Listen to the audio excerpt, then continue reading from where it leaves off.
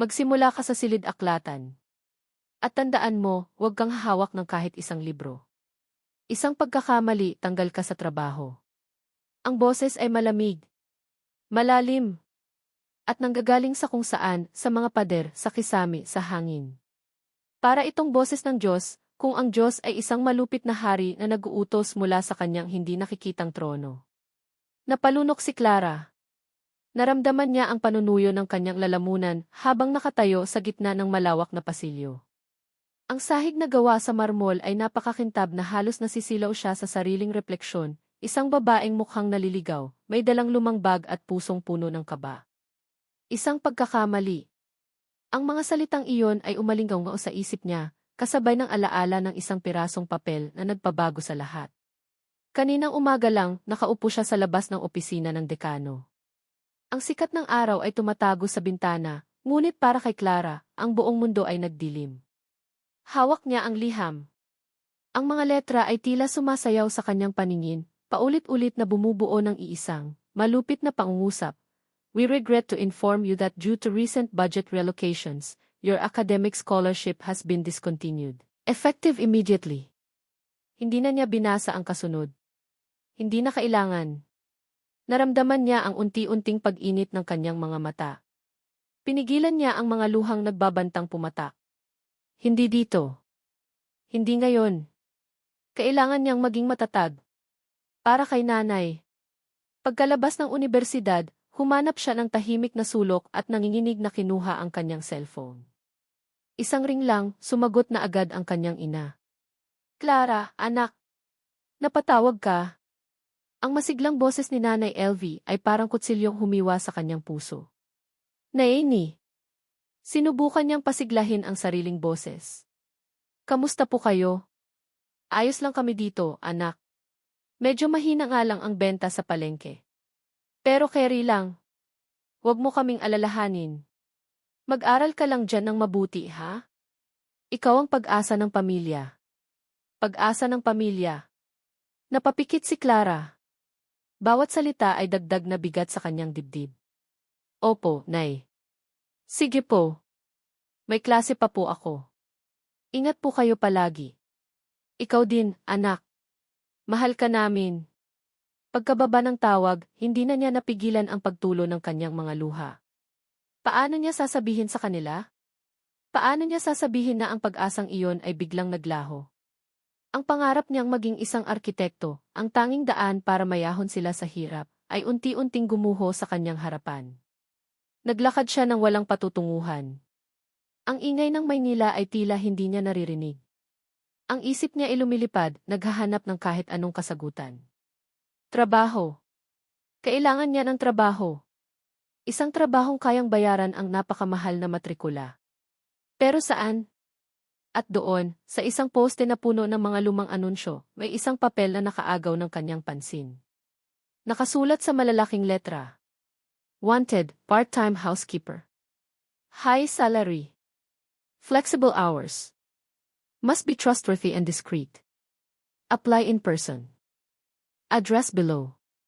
Ang address ay sa isang kilalang subdivision sa Quezon City, isang lugar na dinadaanan niya lang pero hindi pinapangarap na pasukin. Isang lugar para sa mga mayayaman. At ang sahod na nakasulat doble ng sahod ng isang ordinaryong kasambahay.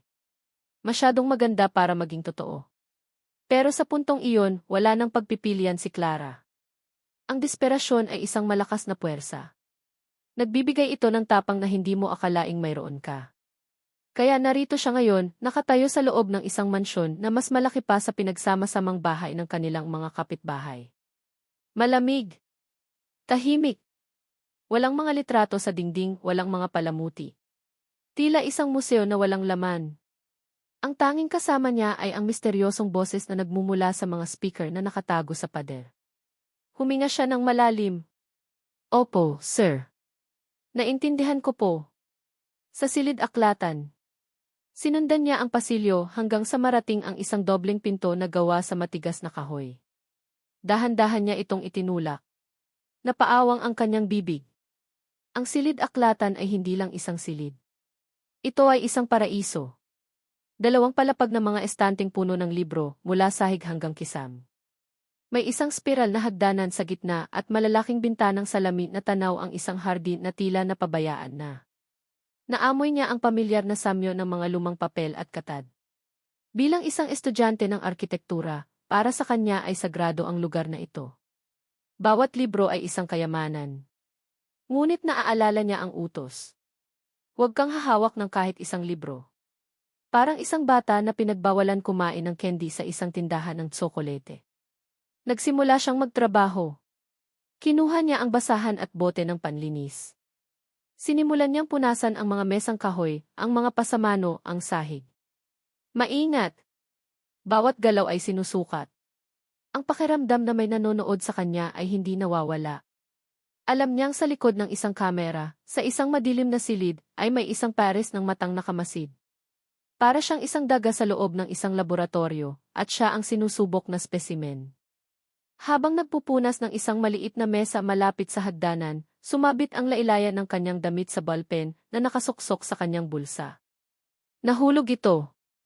Tuk! Ang tunog ng pagbagsak ng plastik na ballpen sa matigas na sahig na kahoy ay umalinggaw sa katahimikan. Tila isang putok ng baril sa gitna ng gabi. Nanigas si Clara sa kanyang kinatatayuan. Ang puso niya ay nagsimulang kumabog ng napakabilis. Isang sandali ng nakabibinging katahimikan. Pagkatapos, ano nang sinabi ko? Ang boses. Mas malamig. Mas matalim. Puno ng galit na hindi maitago. Para itong yelong dumampi sa kanyang batok. Napatitig si Clara sa ballpen na nasa sahig. Isang maliit, walang kwentang bagay. Isang pagkakamali. Ang pagkakamaling maaaring maging katapusan ng kanyang bagong pag-asa. Sa dilim ng kanyang silid, ang tanging liwanag ay nagmumula sa malamig na kislap ng 20 monitor na nakahanay sa pader. Para kay Miguel de la Cruz, ito ang kanyang bintana sa mundo, isang mundong nasa loob lang ng kanyang sariling bahay. Ang kanyang mga mata ay nakatutok sa monitor na may numerong 7, ang kamera sa silid-aklatan. Nakikita niya ang babae, si Clara, na nanigas sa pagkakatayo. Ang nahulog na ballpen sa sahig ay tila isang bomba na hindi pa sumasabog. Ano nang sinabi ko? Ang sarili niyang boses, na pinalakas ng speaker, ay umalinggaw sa kanyang tenga. Malamig. Walang emosyon. Iyon ang gusto niyang iparating. Takot. Gusto niyang matakot ito. Gusto niyang matakot ang lahat para iwanan siya sa kanyang kapayapaan. Sa monitor, nakita niyang yumuko ang babae. Dahan-dahan. Maingat na pinulot ang ballpen na parabang isa itong mahalagang hiyas. Hindi ito tumingin sa direksyon ng nakatagong kamera. Isinuksok nito ang ballpen sa bulsa at tahimik na nagpatuloy sa paglilinis. Walang reklamo. Walang pagdadabog. Umupo si Miguel sa kanyang silya, ang balat nito ay lumangit-ngit sa katahimikan. Inaasahan niya ang pag-alis nito. Iyon ang laging nangyayari. Sa loob ng 5 taon, walang tumagal sa trabahong ito ng higit sa isang araw. Ang iba'y nababastusan. Ang iba'y natatakot. Lahat sila umalis. Pero ang isang ito nagpatuloy. Pinanood niya ito. Bawat galaw nito ay tumpak. Maingat nitong nililinis ang paligid ng mga tore ng libro, tinitiyak na hindi man lang masagi ang mga ito. May respeto. Hindi ito ang kilos ng isang taong nagtatrabaho lang para sa pera. Ito ang kilos ng isang taong nakakaunawa sa halaga ng lugar na kanyang ginagalawan.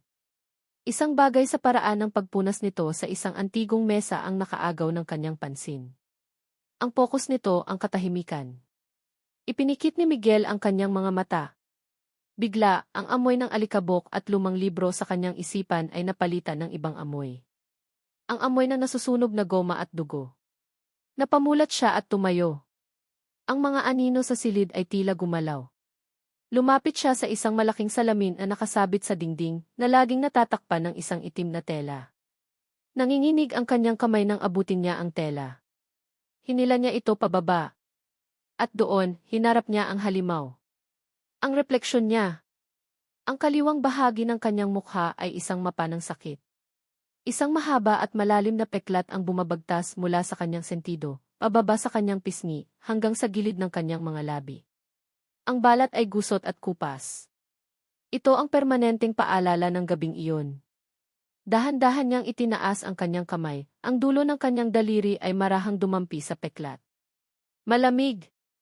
Walang pakiramdam. Pero ang alaala ay laging nagliliyab. Flashback. Ang bilis ng takbo ng sasakyan. Ang nakakabinging tunog ng rock music. Isang sigaw. Ang kanyang sigaw. Isabela, bagalan mo. Tawa. Ang tawa ni Isabela, matinis at walang pakialam. Relax, Miguel. Live a little. Ang matalim na pagliko. Mga ilaw ng kasalubong na truck. Ang nakakasilaw na liwanag. Ang huling nakita niya ay ang gulat sa mga mata ni Isabela, bago ang nakabibinging tunog ng bumibiyak na metal at nababasag na salamin. Tapos, dilim. Nagising siyang mag-isa sa loob ng wasak na sasakyan. Ang sakit sa kanyang mukha ay hindi niya maipaliwanag. Tinawag niya ang pangalan nito. Isabela D. Walang sumagot. Nakaalis na ito. Iniwan na siya. Napahawak si Miguel sa kanyang sentido, ang kasalukuyan ay bumalik na parang isang sampal. Napuot siya sa sarili dahil sa kahinaan. Napuot siya sa mundo. At higit sa lahat, napuot siya sa habag. Ayaw niyang kaawaan siya ng kahit sino. Ibinalik niya ang tela sa salamin, itinatago muli ang halimaw. Lumipas ang mga araw. Ang babae, si Clara, ay patuloy na nagtatrabaho. Tahimik. Mahusay. Nasanay na si Miguel sa presensya nito, isang gumagalaw na tuldok sa kanyang mga monitor. Minsan, nahuhuli niya ang sarili na pinapanood lang ito, hindi na para magbantay, kundi dahil nababawasan nito ang bigat ng katahimikan sa bahay. Isang hapon, habang naglilinis si Clara sa sala, nagsimula itong maghum, isang pamilyar na himig. Isang kantang matagal na niyang ibinaon sa limot. Pagkatapos ay nagsimula itong kumanta. Mahina lang, halos pabulong. Ngunit sa high-fidelity na mikropono sa kanyang silid, bawat salita ay malinaw. Ito ay isang lumang kundiman. Ang paboritong kanta ni Isabela. Ang kantang pinapatugtog nito habang dahan-dahang sinisira ang kanyang buhay. Biglang bumalik ang lahat. Ang mga alaala. Ang sakit. Ang pagkakanulo. Ang kantang iyon ay hindi na tungkol sa pag-ibig. Ito'y naging isang himno ng kasinungalingan. Isang galit na hindi niya naramdaman sa loob ng maraming taon ang biglang kumulo sa kanyang dibdib. Dumaloy ito sa kanyang mga ugat na parang lason. Hindi niya napigilan ang sarili. Dinampot niya ang mikropono, ang kanyang mga daliri ay humigpit dito. Ang lahat ng pait, lahat ng pag-iisa, lahat ng puot, ay ibinuhos niya sa iisang, malupit na utos. Tahimik sigaw niya, ang boses niya ibasag sa tindi ng emosyon. I hired you to work, not to sing. Sa monitor, nakita niyang napapitlag si Clara. Bigla itong natigilan, ang basahan ay nanatiling nakabitin sa ere. Ang katahimikan ay bumalik, ngunit ngayon, ito ay mas mabigat. Mas nakakabingi. Nabitawan ni Miguel ang mikropono. Habang pinagmamasdan niya ang takot sa mukha ng babae sa screen, isang hindi pamilyar na damdamin ang lumitaw sa gitna ng kanyang galit. Pagsisisi. Isang maliit, halos hindi maramdamang kislap ng pagsisisi. At iyon, para sa kanya, ay mas nakakatakot kaysa sa anumang peklat. Ang katahimikan na sumunod sa sigaw ay mas malala pa kaysa sa sigaw mismo. Para itong isang makapal na kumot na bumalot sa buong silid aklatan, pinipiga ang hangin, pinapabigat ang bawat paghinga ni Clara. Nakatayo lang siya roon, ang basahan ay nanatili sa kanyang kamay, ang kanyang puso ay tumitibok sa kanyang lalamunan. Naramdaman niya ang pamumula ng kanyang pisngi. Isang nakakapasong kahihiyan. Sinundan ito ng takot, isang malamig na takot na gumapang sa kanyang likuran. Ito na ba iyon? Ito na ba ang katapusan? Matatanggal na ba siya sa trabaho dahil sa isang lumang kanta? Pinikit niya ang kanyang mga mata. Inisip niya ang mukha ng kanyang ina, ang pag-asa sa boses nito. Inisip niya ang liham na nagwasak sa kanyang umaga. Hindi. Hindi siya pwedeng sumuko ng ganito. Ang kanyang pagmamalaki, ang tanging yaman na meron siya, ay nag-aaway sa loob ng kanyang dibdib laban sa kanyang desperasyon. Sa huli, ang tapang na ipinanganak mula sa kawalan ng pag-asa ang nanalo. Huminga siya ng malalim, at kahit nanginginig, lumapit siya sa isa sa mga speaker na nakatago sa estante. Sir, sabi niya, ang boses niya ay mahina ngunit malinaw. Pasensya na po. Hindi ko po sinasadya. Hindi na po maulit. Katahimikan. Naghihintay siya ng isa pang sigaw. O ng isang maikling utos, umalis ka na. Ngunit wala. Tanging ang nakabibinging katahimikan. Nagpatuloy siya, ang mga salita ay tila may sariling isip. Sinusubukan ko lang po na naganahan sa pagtatrabaho. Pasensya na po ulit. Isang mahabang sandali ng paghihintay. Bawat segundo ay parang isang oras. Nagsimula ng manlamig ang kanyang mga kamay. Ito na talaga iyon. Pinulot niya ang kanyang bag, handa nang umalis. Pagkatapos, isang boses ang muling bumasag sa katahimikan. Ngunit iba na ito. Wala na ang galit. Ang tono ay pantay, halos mekanikal. Ang blueprint na nasa harapan mo. Napaangat ang tingin ni Clara. Sa mesang kanyang nililinis, may nakalatag na isang malaking papel, isang detalyadong plano ng isang gusali. Ito ang kanina pa niya tinitignan habang nagpupunas. May problema ang structural support column sa timog kanlurang bahagi, sabi ng boses. Nakikita mo ba? Nalito si Clara. Ito ba ay isang pagsubok? Tinitigan niyang mabuti ang blueprint. Bilang isang estudyante ng arkitektura, ang mga linyang iyon ay parang isang pamilyar na wika sa kanya. Sinundan ng kanyang mga mata ang mga sukat, ang mga nota. At doon niya nakita. Isang maliit na pagkakamali sa kalkulasyon ng bigat na kayang suportahan ng poste. Isang maliit na detalye na maaaring maging sanhi ng malaking sakuna sa hinaharap. Opo, sagot niya, ang kanyang boses ay nagkaroon ng kaunting kumpiyansa. Ang load distribution po ay hindi pantay. Masyadong malaki ang bigat na sasahuri ng isang poste. Kailangan po ng isa pang secondary support beam. Katahimikan ulit. Ngunit sa pagkakataong ito, hindi ito nakakatakot. Ito ay tila isang katahimikan ng pag-iisip. Magaling, sabi ng boses. At sa isang salitang iyon, naramdaman ni Clara ang isang bagay na hindi niya inaasahan, paghanga. Mahilig ka sa arkitektura, tanong ng boses. Opo, sir. Iyon po ang kurso ko. Anong taon? Pangatlo po. O dapat po ay pangatlo. Napakagatlabi siya. Masyado siyang maraming sinabi. Ngunit hindi na ito tinanong ng boses. Sa halip, anong paborito mong libro sa silid na ito? Napatingin si Clara sa paligid. Ang tanong ay imposible. Hindi ko po alam, sir. Bawal po kasing humawak. Isang tunog mula sa speaker. Isang tunog na hindi utos, hindi tanong. Isang mahinang tawa. Halos isang ubo lang pero may kasamang saya. Ito ang unang pagkakataon na narinig niya ang kahit anong emosyon mula dito maliban sa galit. Sige, sabi ng boses, at ngayon ay may bakas na ng amusement dito. Kung pwede kang humawak ng isa, alin ang pipiliin mo? Ang takot ni Clara ay unti-unting napalitan ng pagkamangha. Naglakad siya sa isang estante na puno ng mga libro tungkol sa kasaysayan ng arkitektura. Siguro po yung libro ni Le Corbusier. Towards New Architecture. Classic po. Magandang pili, sagot ng boses. Ngunit masyadong theoretical. Ang totoong arkitektura ay nasa karanasan, hindi lang sa teorya. Ang sumunod ay isang oras ng pag-uusap. Mula kay Le Corbusier, napunta sila kay Frank Lloyd Wright. Mula sa mga gusali sa Europa, napunta sila sa mga bahay na bato sa vegan. Nawala sa isip ni Clara na kausap niya ang isang amo. Ang pakiramdam niya ay kausap niya ang isang propesor, isang mentor, isang taong katulad niyang may matinding pagmamahal sa sining ng pagbuo. Nalaman niyang mas gusto nito ang mga simpleng disenyo, ang paggamit ng natural na liwanag, ang pagsasama ng kalikasan sa istruktura. Nalaman niyang alam nito ang halos lahat ng libro sa silid-aklatang iyon. Nang tumingin si Clara sa kanyang relo, nagulat siya ang halos 2 oras na pala ang lumipas. Sir, kailangan ko na po palang umuwi, sabi niya, may halong panghihinayang. Sige, sabi ng boses. Bukas, magsimula ka sa hardin. At maaari ka nang humiram ng isang libro. Isa lang. Isang ngiti ang sumilay sa labi ni Clara. Salamat po, sir.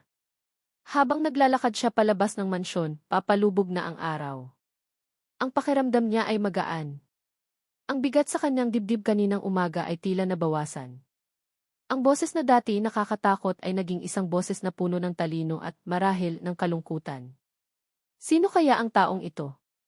Bakit siya nagtatago? Nakangiti siyang naglalakad sa kalsada, pauwi. Ang pag-asa ay muling sumibol sa kanyang puso. Baka hindi naman pala ito ganoon kasama. Baka ito na ang sagot sa kanyang mga problema. Sa gitna ng kanyang mga iniisip, nag-vibrate ang kanyang cellphone sa kanyang bulsa. Kinuha niya ito, iniisip na baka ang kanyang ina ang nag-text. Ngunit ito ay mula sa isang hindi kilalang numero. Binuksan niya ang mensahe. 5 salita lang. 5 salitang nagpabura sa ngiti sa kanyang labi at nagpabalik sa malamig na takot sa kanyang puso. Layuan mo si Miguel. Isa siyang halimaw. Layuan mo si Miguel. Isa siyang halimaw. Ang mga salita ay tumatak sa isipan ni Miguel habang pinapanood niya ang text message sa screen ng kanyang sariling computer. Isang simpleng software ang nagbigay sa kanya ng access sa mensaheng natanggap ng dalaga. Isang paglabag sa privacy, alam niya. Ngunit para sa kanya, ito ay isang paraan ng pagprotekta sa kanyang sariling mundo. Halimaw. Hindi siya nasaktan. Sanay na siya. Iyon ang tingin sa kanya ng mundo. Iyon ang tingin niya sa kanyang sarili. Ang mas ikinabahala niya ay ang implikasyon nito. May nakakaalam. May nakakaalam tungkol kay Clara. May isang taong nagmamasid sa labas ng mga pader ng kanyang mansyon. Isang taong sinusubukang takutin ang tanging koneksyon na nagkaroon siya sa loob ng 5 taon. Isang galit ang nagsimulang umakyat mula sa kanyang dibdib.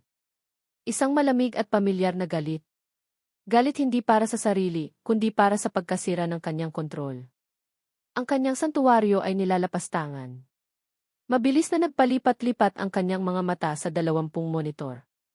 Isa-isa niyang ni-rewind ang mga security footage mula sa labas ng gate. Hinahanap niya ang kahit anong kahina-hinala.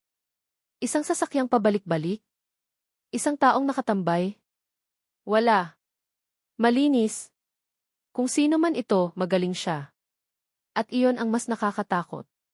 Kinabukasan, pagdating ni Clara, pinanood niya ito sa pamamagitan ng kamera sa hardin. Nakita niya itong medyo balisa, panay ang lingon sa paligid habang nagdidilig ng mga halaman. Naapektuhan ito ng mensahe. Isang hindi inaasahang damdamin ang lumitaw sa kanya. Pag-aalala. Gusto niyang protektahan ito. Ngunit ang alam lang niyang paraan ng pagprotekta ay ang pagtulak palayo. Kinuha niya ang mikropono. Mas bilisan mo ang trabaho mo, sabi niya, ang boses niya ay sinadya niyang gawing masungit at walang pasensya. At pagkatapos, dumiretso ka sa loob. Bawal kang lumabas ng bahay hanggat hindi oras ng uwian mo. Para sa seguridad. Sa monitor, nakita niyang natigilan si Clara. Isang bahid ng pagkalito at sakit ang dumaan sa mukha nito bago ito tumango sa kawalan at nagpatuloy sa trabaho, mas mabilis na ngayon. Napasandal si Miguel sa kanyang silya, napapikit. Ano ba itong ginagawa niya? Tinatakot niya ang babaeng nagbigay ng kaunting liwanag sa kanyang madilim na mundo. Ang babaeng nakausap niya tungkol kay Le Corbusier. Ang babaeng tinawag niya sa pangalan. Sa gitna ng kanyang pag-iisip, isang matinis na tunog ang narinig niya mula sa speaker na konektado sa gate. Ang intercom. Sir Miguel, pasensya na po sa abala, sabi ng boses ng security guard. Pero may isang bisita po kayo. Ayaw pong umalis. Kumunot ang noo ni Miguel. Wala siyang inaasahang bisita. Hindi siya tumatanggap ng bisita. Sino yan? Tanong niya. Nagpakilala po siyang si Ma'am Isabela Montoya. Ang pangalan. Para itong isang kidlat na tumama sa dibdib ni Miguel. Bigla, ang hangin sa silid ay tila nawala. Ang mga peklat sa kanyang mukha ay biglang kumirot na para bang sariwa pa rin ang sugat. Isabela. Pagkatapos ng 5 taon. Pagkatapos siyang iwan para mabulok sa loob ng sasakyan.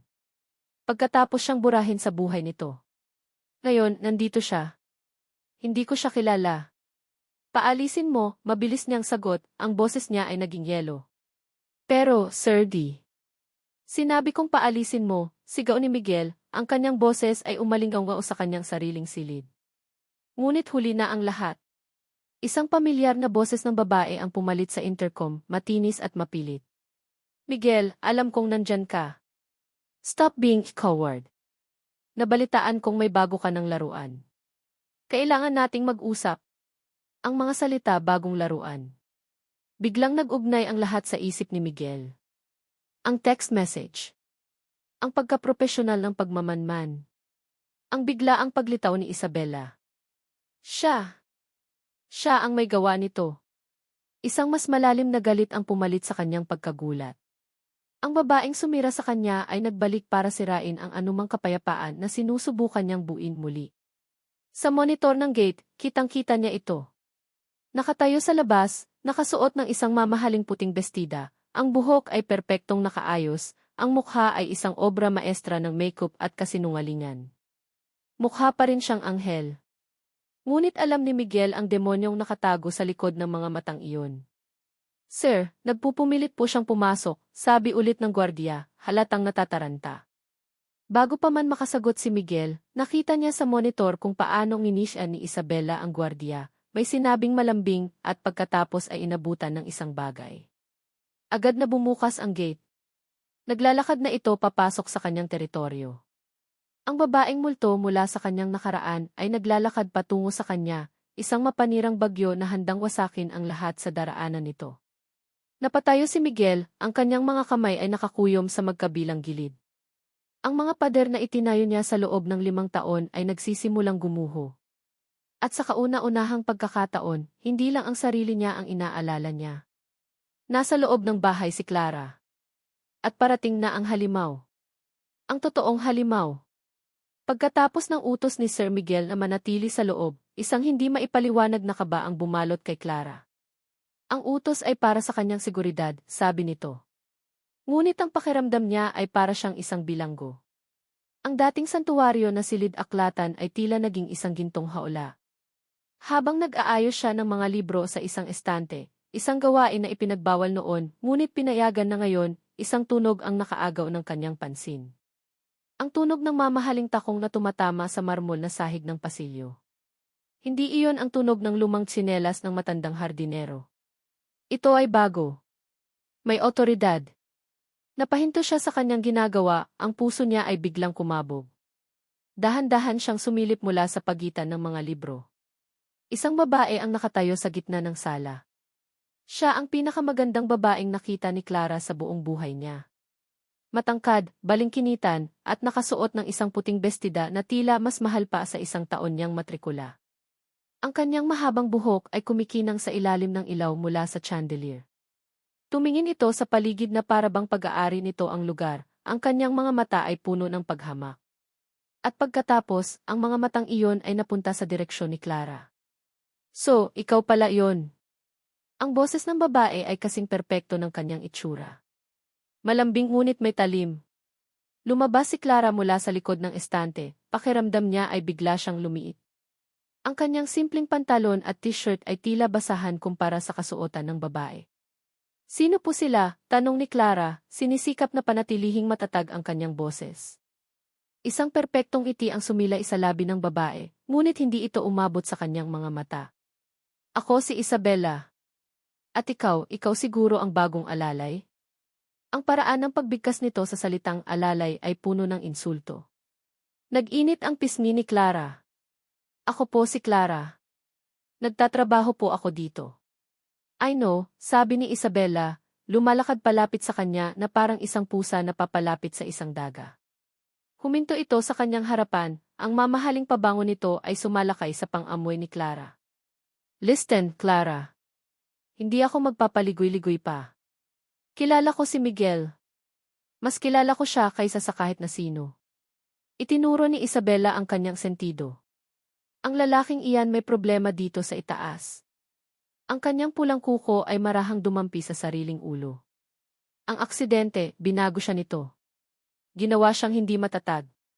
1 minute, he's a genius. The next, he's a monster. Ang salitang monster ay kapareho ng salita sa text message. Biglang naintindihan ni Clara. Kayo po ang nagpadala ng text, sabi niya, hindi tanong kundi isang pahayag. Ang ngiti ni Isabela ay lumawak. Matalino ka. I like that. Kaya alam kong maiintindihan mo ang sasabihin ko. Hindi ka nababagay dito, Clara. Mapanganib para sa isang batang tulad mo. Tumingin ito sa kanya mula ulo hanggang paa, isang tingin na nagpaparamdam kay Clara na siya ay isang dumi sa sahig. You're just a girl trying to make ends meet. I get it pero hindi ito ang paraan. Idinukot ni Isabela ang isang sobre mula sa kanyang Hermes, bag isang makapal na sobre. Narinig kong may problema ka sa scholarship mo, sabi nito, ang boses ay naging puno ng peking awa. Ito. Sapat na yan para bayaran ang buong matrikula mo hanggang sa makapagtapos ka. Maybe even buy you new wardrobe. Inabot nito ang sobre kay Clara. Nakatitig lang si Clara sa sobre. Pera. Ang sagot sa lahat ng kanyang problema ay nasa kanyang harapan. Isang piraso ng papel na magbibigay sa kanya ng kapayapaan ng isip na magpapatuloy sa kanyang mga pangarap. Pero ang kapalit ay ang kanyang dignidad.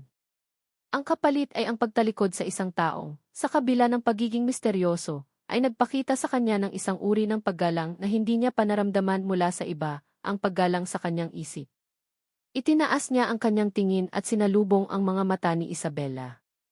Hindi ko po kailangan ng pera ninyo, sabi niya, ang boses niya ay mahina ngunit matigas. Ang peking awa sa mukha ni Isabela ay biglang naglaho, napalitan ng inis. Don't be a fool. Isang salita lang mula sa kanya at mawawala ka. Isa siyang sirang ulo na nagtatago sa dilim. Anong kinabukasan ang makukuha mo sa kanya? Ang kinabukasan ko po ay ako ang gagawa, ma'am, sagot ni Clara. Hindi ito nabibili. Dahan-dahan niyang itinulak palayo ang kamay ni Isabela na maihawak na sobre. At ang pangalan ko po ay Clara, hindi alalay. Isang mabilis na galit ang dumaan sa mga mata ni Isabela. Ngunit agad itong napalitan ng isang mapanuyang ngiti. Fine. Suit yourself. Pero huwag mong sabihing hindi kita binalaan. Tumalikod si Isabela at naglakad palayo, ang tunog ng kanyang mga takong ay muling umalingaw sa katahimikan. Naiwan si Clara na nanginginig, hindi sa takot, kundi sa galit. Sino ang babaeng iyon para husgahan siya? Sino siya para insultuhin si Sir Miguel?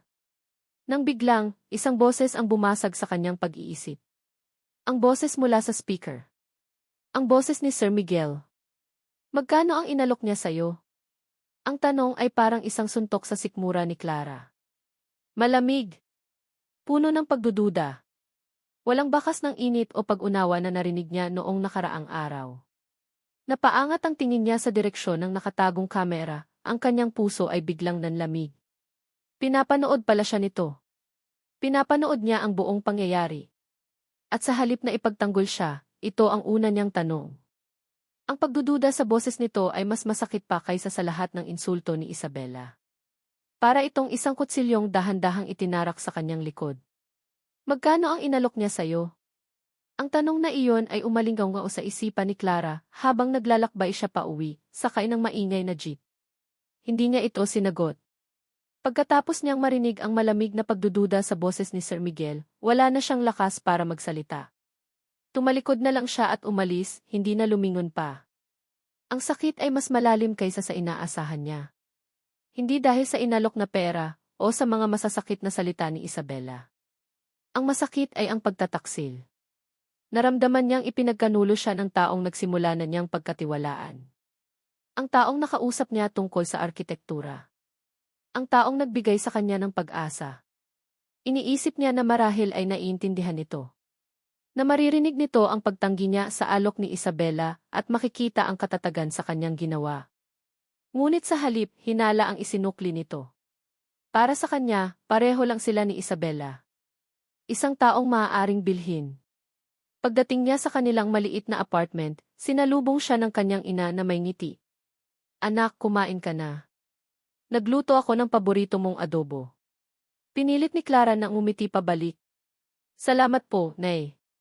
Mamaya na po ako kakain. Medyo masama po ang pakiramdam ko. Akyat muna ako sa kwarto. Hindi na niya hinintay ang sagot ng ina. Dumiretso siya sa kanyang maliit na silid, isang espasyong puno ng mga libro at mga drawing, at isinara ang pinto. Doon, sa kaligtasan ng kanyang munting mundo, hinayaan niyang bumagsak ang kanyang mga luha. Umiyak siya dahil sa pagod. Umiyak siya dahil sa kahihiyan. Umiyak siya dahil sa nawalang pag-asa. Siguro tama si Isabela. Siguro nga ay isa siyang hangal.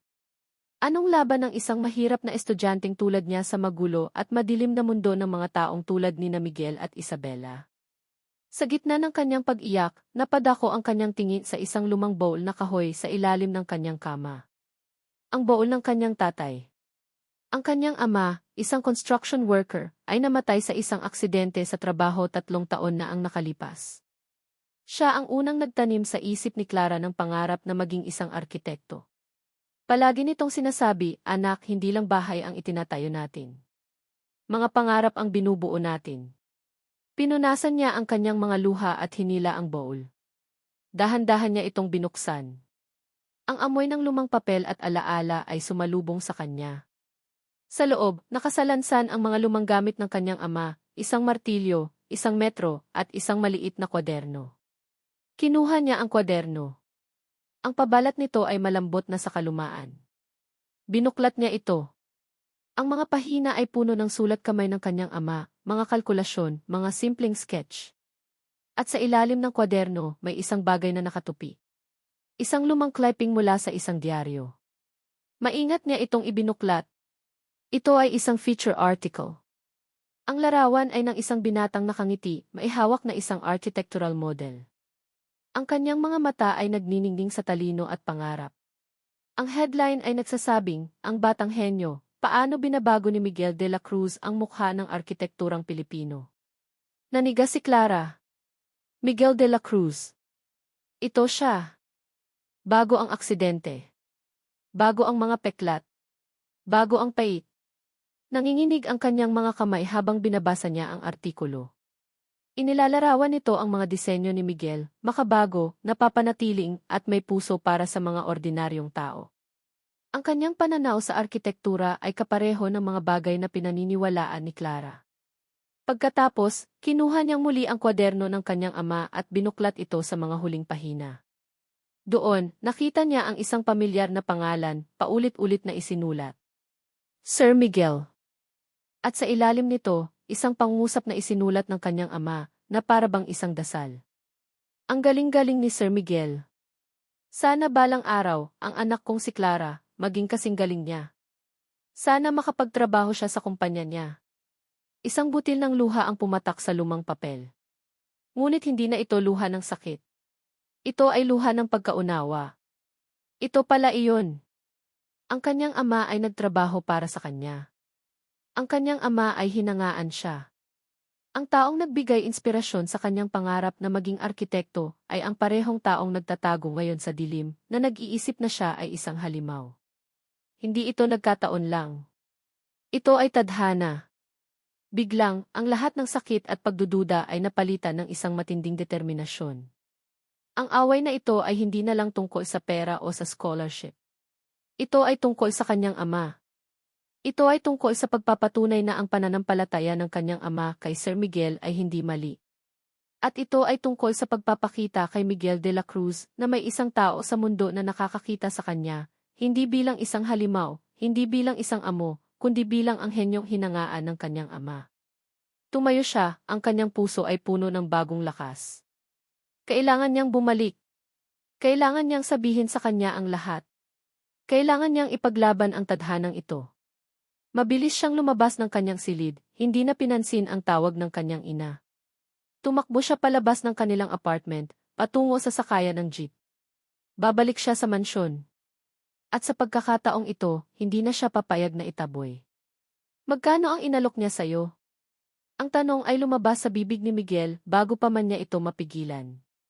Isang tanong na isinilang mula sa takot at sa laso ng nakaraan. Sa monitor, nakita niya ang reaksyon ni Clara. Ang pagkabigla. Ang sakit. Ang tahimik na pagtalikod. Walang salita, walang paliwanag. Umalis lang ito. At ang katahimikan na naiwan ay mas masakit kaysa sa anumang sigaw. Napasuntok si Miguel sa kanyang mesa. Bakit niya sinabi iyon? Bakit ang una niyang reaksyon ay pagdududa at hindi pagtitiwala? Dahil ba sa lahat ng tao sa mundo, si Clara ang unang nagpakita ng katapatan at hindi niya alam kung paano ito tanggapin? O dahil ba ang multo ni Isabela ay masyadong malakas at ang laso nito ay kumalat na sa buong sistema niya na ginagawang imposible para sa kanya na magtiwala pa ulit? Pinanood niya ang pag-alis ni Clara sa kanyang ari-arian. Ang bawat hakbang nito palayo ay parang isang hakbang palayo sa liwanag, pabalik sa kadiliman na kanyang kinasanayan. Isang ping mula sa kanyang computer ang pumutol sa kanyang pag-iisip. Isang email mula kay Isabela. Subject, para maniwala ka na. Kinilabutan si Miguel. Nanginginig niyang binuksan ang email. May dalawang attachment. Isang audio file at isang IFI document. Una niyang pinakinggan ang audio file. Isang pamilyar na boses ang narinig niya. Ang boses ni Clara. Friend. Titiisin ko lang to, konting panahon na lang, makakagraduate na rin ako. Ginagamit ko lang naman yung matandang iyon para sa pera. Kapag nakuha ko na ang kailangan ko, baby na sa kanya. Paulit-ulit na pinakinggan ni Miguel ang recording. Bawat salita ay parang isang pako na ibinabaon sa kanyang puso. Ang boses ay malinaw. Walang duda. Ito ang boses ni Clara. Ang boses na nakausap niya tungkol sa arkitektura. Ang boses na kumanta ng kundiman. Ang boses na nagsinungaling. Pagkatapos, binuksan niya ang e-file. Ito ay isang bank statement. Isang kopya ng bank statement ni Clara Reyes. At sa pinakabagong transaksyon, may isang malaking deposito. 100,000 piso. Ang eksaktong halaga na madalas ialok ni Isabela sa mga taong gusto niyang paalisin. Ang petsa ng deposito, kahapon. Gumuho ang mundo ni Miguel. Ang lahat ng pader na sinimulan niyang ibaba para kay Clara ay muling tumaas, mas mataas at mas matibay kaysa dati. Ang maliit na liwanag na sinimulang niyang yakapin ay nilamon ng isang itim na butas ng pagkakanulo. Pareho lang sila. Pareho lang sila ni Isabela. Lahat sila, pare-pareho lang. Nakikita lang nila ang pera, ang kapangyarihan. Hindi nila nakikita ang tao. Hindi nila nakikita ang kaluluwang nasasaktan. Dinampot niya ang isang basong babasagin mula sa kanyang mesa at ibinato ito ng buong lakas sa pader. Ang tunog ng nabasag na salamin ay umalinggaw sa silid, kasabay ng pagsigaw niya ng puno ng pait at sakit. Sinuntok niya ang isa sa mga monitor.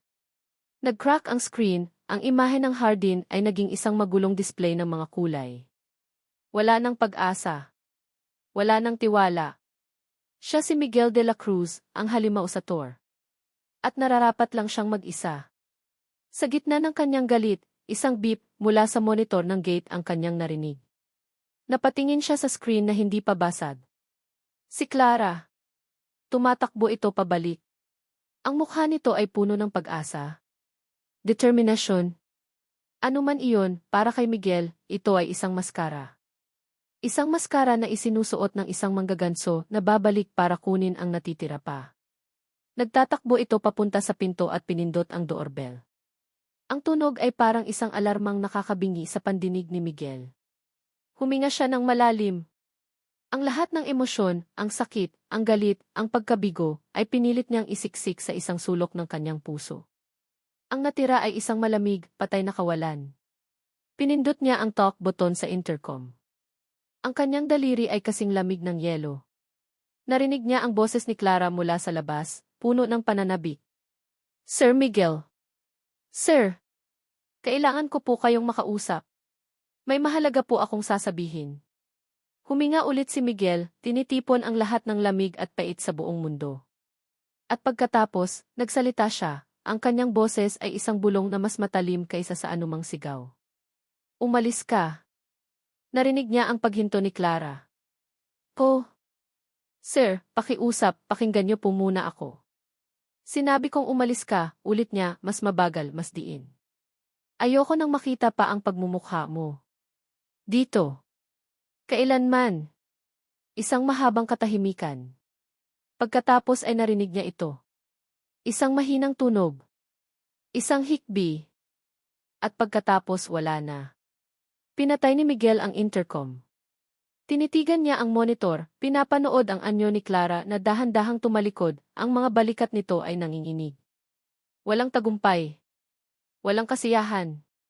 Tanging ang pamilyar na yakap ng kadiliman at pag-iisa. Ang kanyang walang hanggang bilangguan. Umalis ka. Ayoko nang makita pa ang pagmumukha mo. Dito.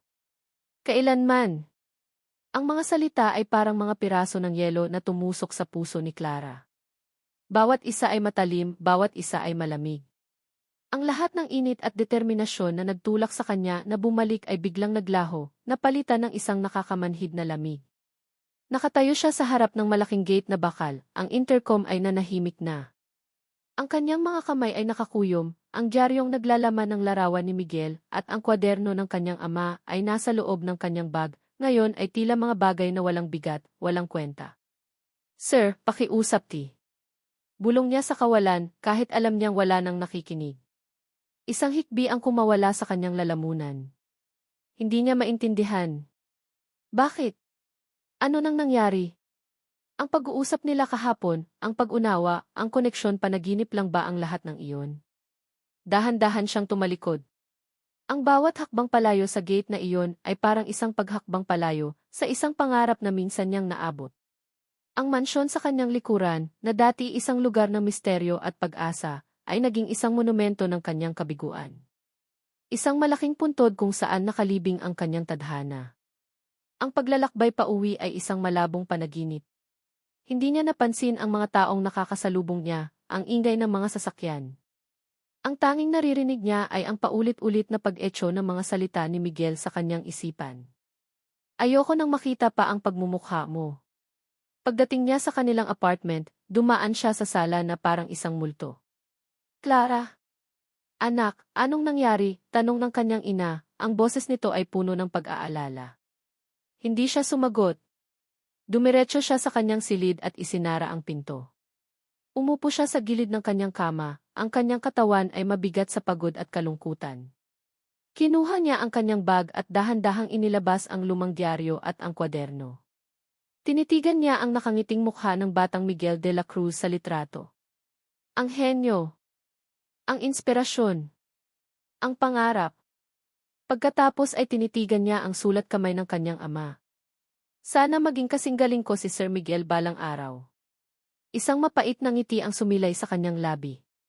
Nagkamali po kayo, tae, bulong niya. Hindi po siya ang taong inakala ninyo. O baka ako po ang nagkamali. Maingat niyang ibinalik ang diaryo at ang kwaderno sa loob ng bowl na kahoy. Isinara niya ito.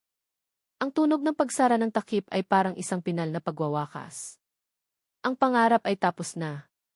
Patay na. Kailangan na itong ilibing.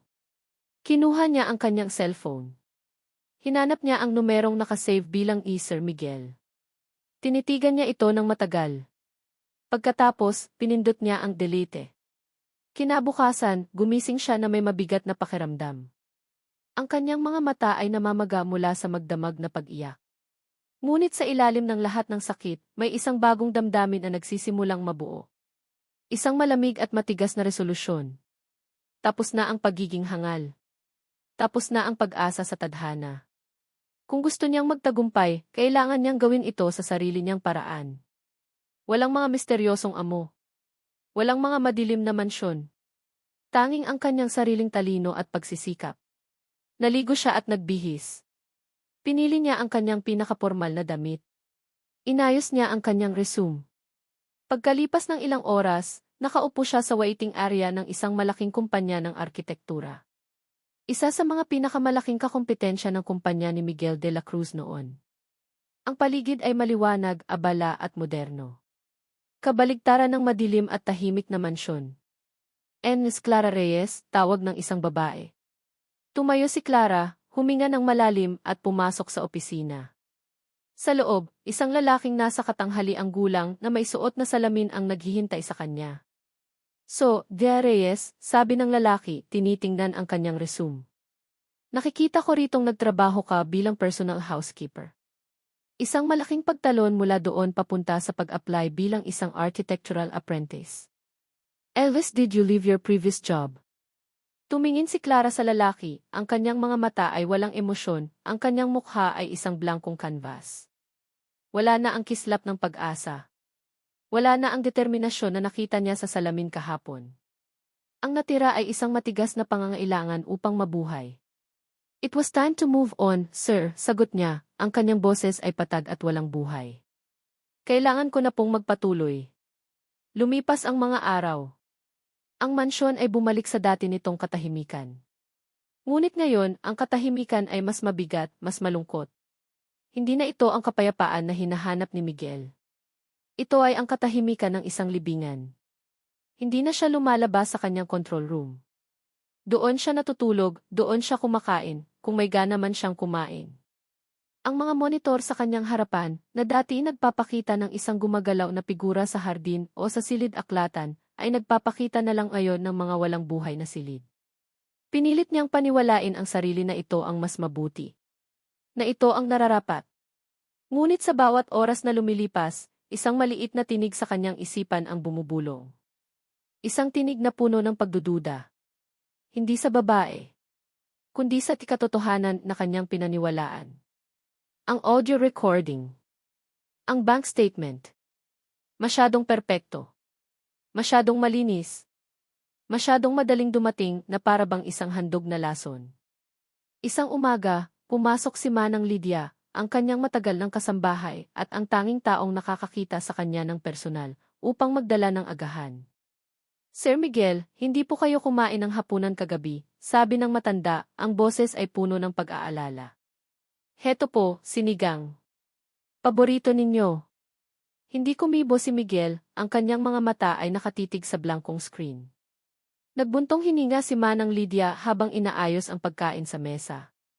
Ang tahimik po ulit ng bahay, no? Sayang. Akala ko pa naman. Hindi niya tinapos ang sasabihin. Pagkatapos ng ilang sandali, nagsalita ulit ito, na para bang may biglang naalala.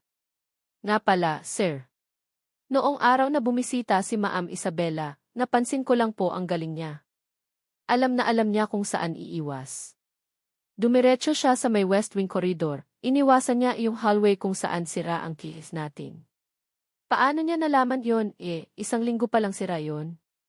Biglang napatingin si Miguel kay Manang Lydia. Ang West Wing Corridor. Ang tanging blind spot sa kanyang sistema ng seguridad. Isang kislap. Isang maliit na kislap ng pagdududa ang biglang naging isang apoy. Si Miguel de la Cruz ay isang arkitekto. Ang kanyang isip ay sinanay na makita ang mga detalye, ang mga pattern, ang mga bagay na wala sa lugar. At ang sinabi ni Manang Lydia wala sa lugar. Paano nalaman ni Isabela ang tungkol sa sirang kamera? Maliban na lang kung may kasabwat siya sa loob. O maliban na lang kung ang pagbisita niya ay hindi isang biglaang desisyon, kundi isang plinano at maingat na isinagawang operasyon. Pagkaalis ni Manang Lydia, mabilis na kumilos si Miguel. Ang pagiging manhid ay napalitan ng isang desperadong pangangailangan na malaman ang katotohanan.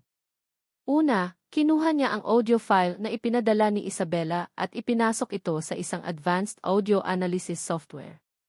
Ilang minuto lang ang lumipas, lumabas ang resulta. Ang software ay nag-flag ng maraming microsplices, mga maliliit na hiwa at dugtong na halos imposible marinig ng ordinaryong tainga.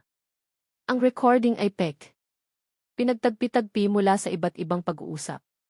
Napasabunot si Miguel sa kanyang buhok. Ang galit sa sarili ay nagsimulang pumalit sa galit niya sa mundo. Ang tanga niya. Ang bulag niya. Pagkatapos, hinanap niya ang orihinal na job application ni Clara, na nakatago sa isang digital file. Ito ang unang pagkakataon na binuksan niya ito mula nang tanggapin siya. Binasa niya ang bawat sagot. Ang kanyang mga grado. Ang kanyang mga nagawa. Lahat ay nagpapakita ng isang masipag at matalinong estudyante. At pagkatapos, narating niya ang huling tanong sa application form.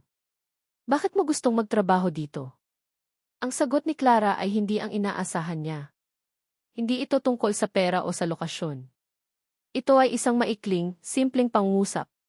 Dahil itinuro po sa akin ang tatay ko na minsan nang nagtrabaho sa kumpanya ninyo, na dito sa lugar na ito itinatayo ang mga bagay na mahusay at may kabuluhan.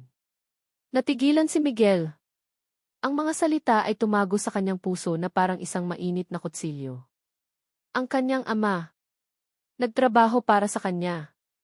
Bigla niyang naalala ang mga mukha ng kanyang mga construction worker noon, mga masisipag na lalaki na ipinagmamalaki ang kanilang trabaho. Marahil, isa sa kanila ang ama ni Clara. Hinawakan niya ang kanyang ulo, ang lahat ng piraso ng katotohanan ay bumabagsak sa kanya na parang mga bloke ng semento. Ang paghanga ni Clara sa arkitektura. Ang paggalang nito sa mga libro. Ang pagtanggi nito sa pera ni Isabela. Ang pagbabalik nito na may determinasyon sa mukha. Lahat ng iyon totoo. At siya, sa kanyang pagkabulag at kapaitan, ay winasak ang lahat. Tinulak niya palayo ang tanging taong nakakita sa kanya, hindi bilang isang halimaw, kundi bilang isang inspirasyon. Isang pagsisisi na mas malalim at mas masakit kaysa sa anumang sugat na natamo niya ang bumalot sa kanya. Hindi na siya makahinga. Tumayo siya. Ang control room ay biglang naging isang kulungan na hindi na niya kayang tiisin. Kailangan niyang makalabas. Kailangan niyang itama ang kanyang pagkakamali. Kailangan niyang hanapin si Clara. Naglakad siya patungo sa isang aparador na hindi pa niya nabubuksan sa loob ng 5 taon. Nanginginig niyang binuksan ito. Sa loob, nakasabit ang kanyang mga lumang damit, mga polo, slacks, mga damit na isinusuot sa labas ng bahay. Sa isang kahon, naroon ang kanyang mga lumang sombrero at isang itim na face mask. Kinuha niya ang mga ito. Sa kauna-unahang pagkakataon sa loob ng 5 taon, naghanda siyang harapin ang mundo sa labas. Ang hangin sa labas ng mansyon ay kakaiba. Sariwa. Isang bagay na halos nakalimutan na ni Miguel. Pagkatapos ng 5 taong pagkakakulong sa sariling bilangguan, ang paglabas niya sa kanyang sasakyan ay parang pagtapak sa ibang planeta. Suot niya ang isang simpleng itim na polo, isang sombrero na nakababa ng husto, at ang itim na face mask na tumatakip sa kalahati ng kanyang mukha, ang bahaging gusto niyang itago sa mundo. Ang puso niya ay kumakabog ng malakas sa kanyang dibdib. Bawat tunog, bawat anino ay nagpapatalon sa kanya. Ngunit isang imahe lang ang nasa isip niya, ang naluluhang mukha ni Clara. At iyon ang nagbibigay sa kanya ng lakas. Mabilis niyang nalaman kung nasaan si Isabela. Isang mabilis na paghahanap sa internet ang nagsabi sa kanya na ito ang host ng isang malaking charity ball ngayong gabi. Isang event na puno ng mga mayayaman, mga politiko at mga media. Ang perpektong entablado. Pagdating niya sa hotel kung saan ginaganap ang party, agad siyang pinagtitinginan. Sino ang misteryosong lalaking ito na nakamaskara at sombrero sa isang formal event? Binaliwala niya ang mga bulungan. May misyon siya. Madali niyang natanaw si Isabela. Nasa gitna ito ng bulwagan, isang reyna sa kanyang korte. Nakasuot ito ng isang kumikinang na gown, katabi ang isang kilalang senador na walang iba kundi ang kanyang bagong kasintahan. Tawa ito ng tawa, ang perpektong imahe ng kaligayahan at tagumpay.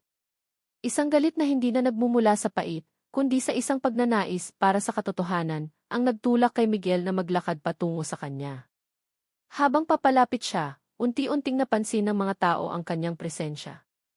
Ang mga bulungan ay humina, napalitan ng pag-usisa. Natigilan si Isabela sa pagtawa nang makita siya. Ang ngiti nito ay dahan-dahang naglaho, napalitan ng pagkagulat at takot. Miguel, bulong nito, hindi makapaniwala. Isabela, sabi ni Miguel, ang kanyang boses ay malinaw at matatag sa kabila ng maskara. May utang ka sa akin. Isang paliwanag. Natawa si Isabela, isang tawang pilit at nerbiyoso. Ano nang ginagawa mo dito? You're making a scene. Isang eksena, ulit ni Miguel, ang kanyang boses ay nagsimulang tumaas. Katulad ng eksenang ginawa mo sa bahay ko. Katulad ng eksenang ginawa mo para sirain ang isang inosenteng tao. Don't know what you're talking about, mabilis na sagot ni Isabela, hinawakan ang braso ng kanyang kasintahang senador na ngayon ay nakakunot na ang noo. Talaga, tanong ni Miguel. Kinuha niya ang kanyang cellphone mula sa bulsa. Nagpadala ka sa akin ng isang napaka-interesanteng audio recording. Pero mas interesante ang nahanap ko. Pinindot niya ang play. Ang boses ni Isabela ang pumuno sa ere, malinaw at hindi maikakaila, mula sa isang recording na nakuha ni Miguel mula sa kanyang sariling security system noong araw na iyon. Ito. Sapat na yan para bayaran ang buong matrikula mo hanggang sa makapagtapos ka. Maybe even buy you new wardrobe. Sinundan ito ng boses ni Clara. Hindi ko po kailangan ng pera ninyo. Ang kinabukasan ko po ay ako ang gagawa, ma'am. Hindi ito nabibili. Isang kolektibong gaspi ang narinig mula sa mga taong nakapaligid sa kanila. Ang mukha ni Isabela ay namutla. Ang senador sa tabi niya ay bumitaw sa kanyang braso na parabang napaso. Peke yan. Pinag-edit yan, sigaw ni Isabela, ang kanyang boses ay naging matinis sa panik. Katulad ng recording na ipinadala mo sa akin, mahinahong tanong ni Miguel. Katulad ng bank statement na pineke mo. Akala mo ba hindi ko malalaman? 5 taon mo akong niloko, Isabela. Pero tapos na iyon. Dahan-dahan niyang itinaas ang kanyang kamay at hinubad ang kanyang sombrero. Pagkatapos, hinubad niya ang kanyang maskara. Isang mas malakas na gasp ang narinig sa buong bulwagan. Ang mga kamera ng media ay nagsimulang mag-flash. Sa unang pagkakataon, ipinakita ni Miguel sa mundo ang kanyang mga peklat. Walang takot. Walang hiya. Ito, sabi niya, itinuturo ang kanyang mukha. Ito ang ginawa mo. At tinakbuhan mo. Hindi totoo yan, sigaw ni Isabela, ang kanyang mga mata ay nagiging ligaw. Nawala na ang kontroladong reyna. Ang natira ay isang desperadong babae na nasukol. Hindi totoo, ulit ni Miguel. Hindi ba't ikaw ang nagmamaneho? Hindi ba't nag-aaway tayo dahil sa isa na namang lalaki mo? Hindi ba't iniwan mo akong duguan sa loob ng kotse dahil mas inalala mo ang karir mo kaysa sa buhay ko? Ang bawat tanong ay parang isang sampal kay Isabela. Hindi na ito makasagot. Ako nga, sa wakas ay sumabog ito, ang kanyang sigaw ay puno ng lason at pag-amin. Ako ang nagmamaneho. At dapat lang sayo yan. Iniwan kitang mabulok doon dahil isa kang pabigat. Noon at ngayon, isa kang halimaw na walang ginawa kundi kontrolin ako. Ang buong bulwagan ay natahimik. Ang katotohanan, sa lahat ng pangit nitong anyo, ay lumabas na. Tinitigan ni Miguel si Isabela, hindi na may galit, kundi may awa. Ang babaeng minsan niyang minahal ay isang bilanggo ng sarili nitong kasinungalingan. Ngunit hindi na siya bilanggo nito. Hindi na siya nakaramdam ng hiya sa kanyang mga peklat. Sa halip, naramdaman niya ang isang bigat na naalis sa kanyang mga balikat. Malaya na siya. Tumalikod si Miguel mula sa nagkakagulong mga tao, mula sa mga kamera, mula sa wasak na anyo ni Isabela. Wala na siyang pakialam sa kanila. Isa lang ang nasa isip niya. Isa lang ang kailangan niyang puntahan. Kailangan niyang hanapin si Clara. Ang balita ay kumalat na parang apoy. Sa loob ng opisina, sa pantry, sa bawat cubicle, ang mga cellphone ay nakabukas, ang mga screen ay nagpapakita ng iisang video. Ang video ng iskandalo sa charity ball kagabi. Grabe, di ba? Si Isabela Montoya, yung sikat na model, siya pala ang may kasalanan. Kawawa naman yung architect, si Miguel de la Cruz. Grabe ang peklat niya. Pero ang tapang niya, no. Hinarap niya talaga. Nakatayo si Clara sa isang sulok, nagkukunwaring abala sa pag-aayos ng mga blueprint, ngunit ang kanyang mga tainga ay nakikinig sa bawat salita. Ang kanyang puso ay tumitibok ng mabilis. Kagabi, napanood niya ang lahat sa balita. Ang pagdating ni Miguel. Ang pag-amin ni Isabela. Ang paglantad ni Miguel ng kanyang mukha sa buong mundo. Hindi siya makapaniwala. Ang lalaking nagtago sa dilim sa loob ng 5 taon ay lumabas para ipaglaban ang katotohanan. Para ipaglaban siya. Isang halo-halong emosyon ang bumalot sa kanya. Pagkagulat. Awa.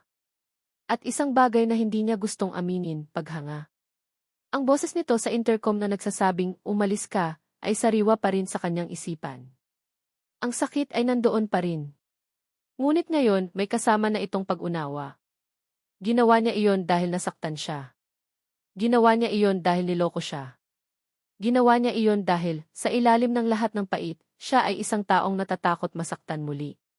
Clara, pinapatawag ka ni Engitan, sabi ng isa niyang kasamahan na pumutol sa kanyang pag-iisip.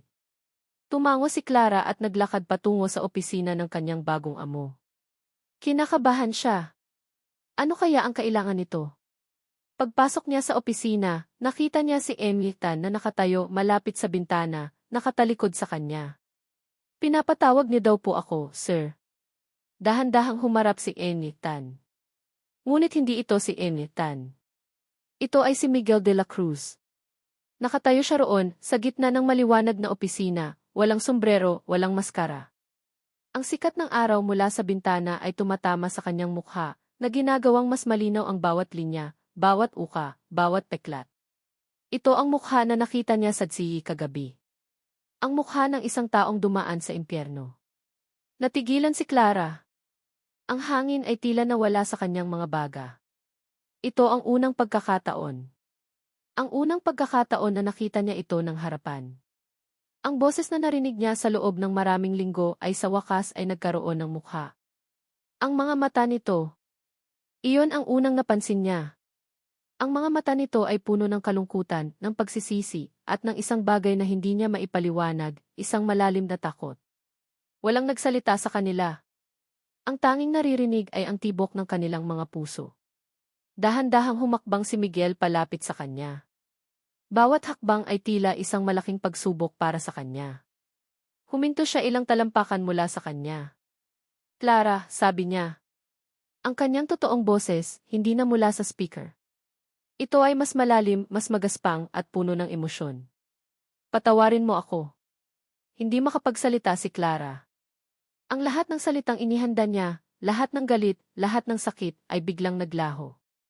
Naging duwag ako, patuloy ni Miguel, ang kanyang boses ay nanginginig. Naging bulag ako. Hinayaan kong lamunin ako ng nakaraan ko. At sa proseso, nasaktan kita. Ikaw na ang tanging nagsabi ng totoo. Itinaas niya ang kanyang kamay na parabang hahawakan siya, ngunit ibinaba rin ito kaagad, na parabang natatakot. Ito ako, Clara, bulong niya, ang kanyang mga mata ay nagsusumamo. Ito ang totoong ako. Ang halimaw na sinasabi nila. Isang tanong ang kumawala sa kanyang mga labi, puno ng lahat ng kanyang takot at kawalan ng kapanatagan. Nakikita mo pa ba ako? Isang luha ang pumatak mula sa mata ni Clara. Hindi luha ng sakit, kundi luha ng pag-unawa. Tinitigan niya ang mga peklat sa mukha nito. Hindi na niya nakikita ang mga ito bilang isang kapangitan. Nakikita niya ang mga ito bilang mga marka ng laban, mga testimonya ng sakit na kanyang pinagdaanan. At sa ilalim ng lahat ng iyon, nakikita niya ang lalaking nakausap niya tungkol sa arkitektura. Ang henyo. Ang inspirasyon ng kanyang ama. Ang kaluluwang nagtago sa dilim dahil natatakot itong masaktan. Dahan-dahan, itinaas niya ang kanyang kamay. Ang kanyang mga daliri ay nanginginig habang papalapit ito sa mukha ni Miguel. Hindi siya umiwas. Nanatili siyang nakatayo, naghihintay. Marahan niyang idinampi ang dulo ng kanyang daliri sa magaspang na balat ng peklat sa pisngi nito. Isang koneksyon. Isang pagtanggap. Tumingin siya sa mga mata nito, at sa wakas, nagsalita siya. Ang kanyang boses ay isang mahinang bulong na puno ng katotohanan.